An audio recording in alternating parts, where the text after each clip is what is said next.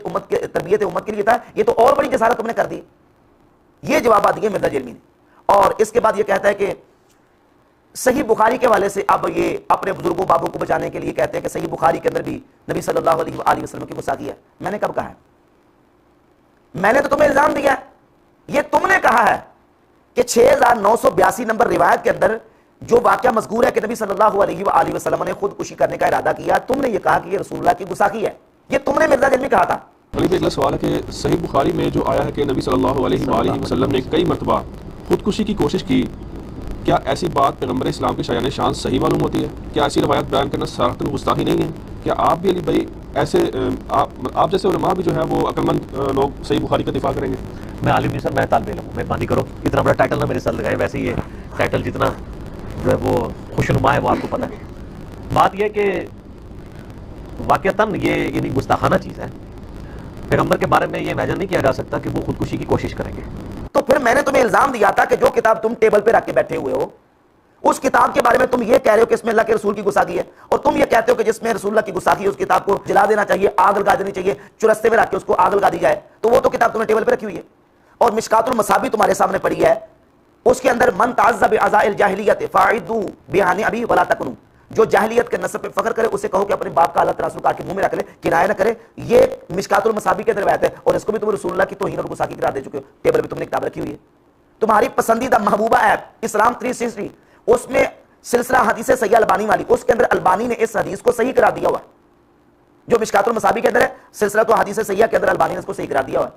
اور تم نے اس کو بھی رسول اللہ کی گستاخی قرار دیا۔ بخاری کی 6982 نمبر روایت کے اندر جو واقعہ مذکور ہے خودکشی کرنے والا، جس کو تم نے ٹائٹل خودکشی کا دیا ہے، اس کو تم نے توہین رسالت قرار دیا۔ تو میں نے تمہیں الزاماً کہا تھا کہ پھر تو تمہارے بقول تو صحیح بخاری کے اندر گستاخی ہے، مشکات المصابیح کے اندر، مسند احمد کے اندر، الادب المفرد کے اندر، تو ان کتابوں کے بارے میں یہ سٹیٹمنٹ دو۔ اور یہ تمہارے چونکہ گلے کی ایک ہڈی بن گئی، نہ نگل سکتے تھے نہ اگل سکتے تھے، اور جب چاروں شانے تم چت ہو گئے، تمہیں کوئی تمہارے پاس جواب نہ بن سکا، تو تم نے یہ کہا کہ وہ جی میرے ایک شاگرد ہیں، میرے ایک اسٹوڈنٹ ہے، انہوں نے مجھے آ کے بتایا کہ نہیں جی علی بھائی اس میں تعویل ہو سکتی ہے۔ شاگرد کو کس نے بتایا؟ میں نے تمہارا جو ناطقہ بند کیا اللہ کے فضل و کرم سے، اور تم مجبور ہو گئے ہو، اور مجبور ہو کے تم نے کہا کہ ہاں وہ میرے بھی منہ سے جس بات میں نکل گیا تھا کہ صحیح بخاری کے اندر گستاخی ہے۔ بخاری شریف میں حدیث ہے کہ نبی علیہ السلام نے خودکشی کی کوشش کی، کیا یہ حضور علیہ السلام کے بارے میں گستاخی نہیں ہے؟ نعوذ باللہ۔ دیکھیں میں نے بھی کسی زمانے میں یہ جذبات میں آ کے بول دیا تھا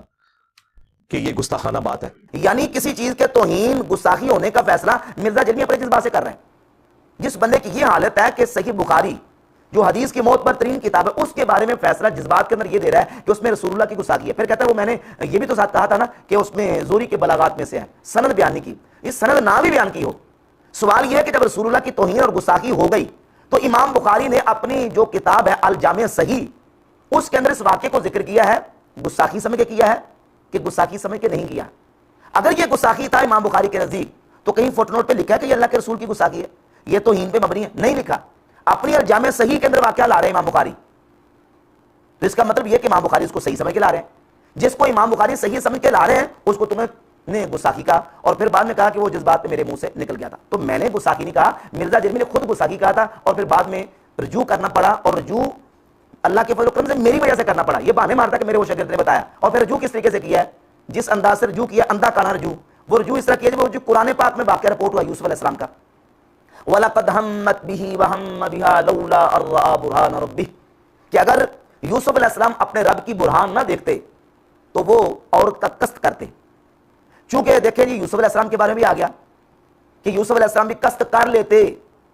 تو اسی طرح نبی صلی اللہ علیہ وآلہ وسلم بھی خودکشی کر لیتے اگر جناب جبریل آتے۔ حالانکہ اس بخاری کی روایت کے اندر یہ نہیں ہے، یہ بالکل اس کے ساتھ مماثلت بنتی نہیں ہے، یہ قیاس جس واقعے کے اوپر کر رہے بنتا ہی نہیں ہے۔ اس میں تو یہ ہے کہ اگر یوسف علیہ السلام اپنے رب کی برہان نہ دیکھتے تو قصد کرتے، اس کا مطلب یہ کہ یوسف علیہ السلام نے قصد نہیں کیا، اور صحیح بخاری کے اندر کہ نبی صلی اللہ علیہ وآلہ وسلم نے بار بار ارادہ کیا،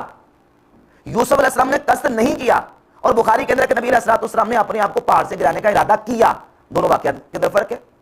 صحیح بخاری کی 6982 نمبر روایت کے اندر یہ جو واقعہ ہے اس کو سورہ یوسف کی آیت کے حوالے سے کس طرح تم منطبق کر سکتے ہو؟ اس طریقے سے اس نے جو نا وہ رجوع کیا ہے۔ تو یہ اس کے جو نا وہ اندھے کانے اور بونکے قسم کے جوابات ہیں جو یہ لوگوں کو دے کے مطمئن کرنے کی کوشش